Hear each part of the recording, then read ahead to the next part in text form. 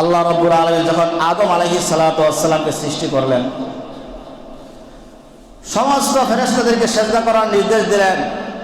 সমস্ত ফেরেশতারা আদমকে সেজদা করলো, ইবলিস সেজদা করলো না। তখন ইবলিস আল্লাহর কাছে একটা চ্যালেঞ্জ করেছিল। সূরা বনী ইসরাঈলের 62, 63, 64 নম্বর আয়াত। ক্বালা আরাআইতাকা হাযাল্লাযী কাররামতা আলাইহি। ইবলিস বলেছিল, আল্লাহ, এই মাটির আদমকে তুমি আমার উপর শ্রেষ্ঠত্ব দান করলা। লাইন আখরতানি ইলা ইয়াউমিল কিয়ামাতি লা আহতানিকান্না যুররিয়াতাহু ইল্লা কলিলা। আপনি যদি আমাকে কিয়ামত পর্যন্ত হায়াত দেন, তাহলে আমি আল্লাহর কসম করে বলছি, আমি বনি আদমের আদম সন্তানের সবাইকে গুমরা করে ফেলবো, মাত্র কয়েকজন ছাড়া। ইবলিস আল্লাহর কাছে চ্যালেঞ্জ করেছিল, আমি বনি আদমকে গুমরা করে ফেলবো। আল্লাহ রাব্বুল আলামিন বললেন, কল আযহাব, যা তোরে দিয়া দিলাম, হায়াত দিয়া দিলাম, কিয়ামত পর্যন্ত হায়াত দিয়া দিলাম। আল্লাহ রাব্বুল আলামিন ইবলিসকে কিয়ামত পর্যন্ত হায়াত দিলেন। হায়াত দেওয়ার পর আল্লাহ রাব্বুল আলামিন ঘোষণা দিয়ে দিলেন, ফামান তাবিআকা মিনহুম ফাইন্না জাহান্নামা জাযাউকুম জাযাআম মাগফুরা। হে দুনিয়ার মানুষ, তোমরা শুনে রাখো, আমি ইবলিসকে কিয়ামত পর্যন্ত হায়াত দিলাম। তোমাদের মধ্য থেকে যারা ইবলিসের অনুসরণ করবে, যারা ইবলিসকে বন্ধুরূপে গ্রহণ করবে, তাদের জন্য রয়েছে জাহান্নাম। তাদের যথার্থ পুরস্কার, শাস্তি হচ্ছে জাহান্নাম। ইবলিসকে যে বন্ধু বানাবে, তার শাস্তি হচ্ছে জাহান্নাম। এরপর আল্লাহ ইবলিসকে বললেন, ওয়াস্তাফজিস মান ইসতাতা মিনহুম বিসাউতিক। হে শয়তান, তুই তোর আওয়াজ দ্বারা মানুষকে যাকে মন চায় গুমরা কর, যাকে মন চায় প্ররোচনা দে, যাকে মন চায় বিভ্রান্ত করতে থাক। আল্লাহ তাআলা ইবলিসকে বললেন, তোর আওয়াজ দ্বারা তুই মানুষকে গুমরা কর। ভাইয়ারা আমার, এই আয়াতের মধ্যে বিসাউতিকা, ইবলিসের আওয়াজ দ্বারা উদ্দেশ্য কি?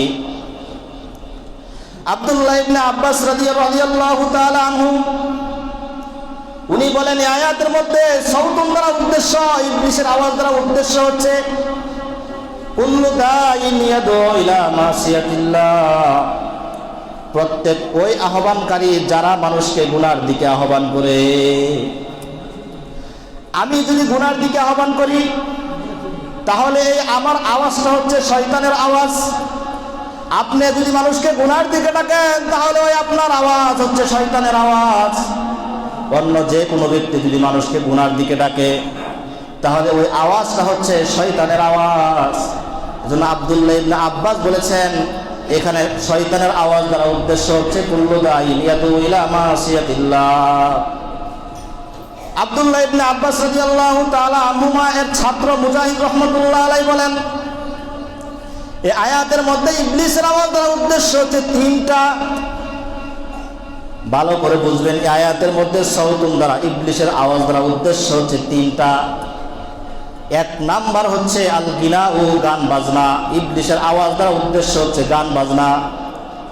দুই নাম্বার হচ্ছে আল মিজমার ও বাদ্যযন্ত্র, মানে ডিজিটাল মিউজিক। তিন নাম্বার হচ্ছে আল্লাহু, অনর্থক বিষয়। শয়তানের আওয়াজ দ্বারা এই তিনটা বিষয় এই আয়াতের মধ্যে উদ্দেশ্য। তাহলে আল্লাহ তাআলা যে শয়তানকে বললেন, তুই তোর আওয়াজ দ্বারা মানুষকে গুমরা কর, মানে হচ্ছে গান বাজনার মাধ্যমে মানুষকে গুমরা কর। এই আয়াত দ্বারা স্পষ্ট বোঝা যায়, এই যে আমরা গায়িকা এনে, গায়ক এনে গান বাজনা করাই, বিভিন্ন কনসার্ট করাই, বিভিন্ন পার্টি হয়, ডিজে পার্টি হয়, মসজিদের পাশেও গান বাজনা হয়, বিভিন্ন যন্ত্রপাতি কিনে এনে আমরা গান বাজনা করি, বাড়া এনে গান বাজনা করি। আমি গান গাই, আপনি গান গান। যদিও এই গানগুলো মানুষের অন্তর থেকে, মানুষের জবান দিয়ে বের হয়, কিন্তু আল্লাহ রাব্বুল আলামিনের কোরআনের ভাষা অনুযায়ী এই সব আওয়াজ হচ্ছে শয়তানের আওয়াজ। এই সব শয়তানের আওয়াজ। আল্লাহ তাআলা স্পষ্ট বলেছেন, ওয়াস্তাফজিস মান ইসতাতা মিনহুম বিসাউতিক। গান বাজনা এগুলো শয়তানের আওয়াজ।